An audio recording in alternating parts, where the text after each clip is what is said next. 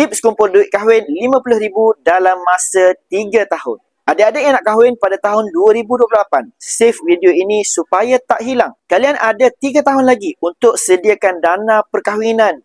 Ajak pasangan anda sama-sama mula buat simpanan emas dari sekarang. Saya sarankan kalian target simpan 100 gram emas ini dalam tempoh masa 3 tahun, iaitu selama 36 bulan. Cara dia sangat mudah. Yang pertama, buka akaun emas masing-masing. Yang perempuan simpan 1.5 gram emas sebulan dan yang lelaki simpan 1.5 gram emas sebulan. Konsisten sahaja sampai 36 bulan. Cukup 3 tahun nanti, kalian akan ada 108 gram emas sebagai simpanan.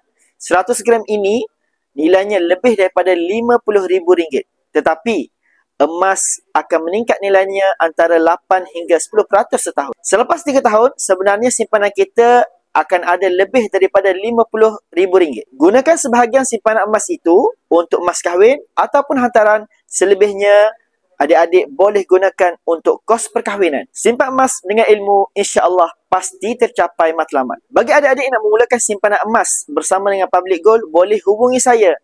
Klik link di bio atau rujuk pin video di profil untuk langkah mudah memulakan simpanan emas yang pertama. Insya-Allah saya akan bantu sebaiknya.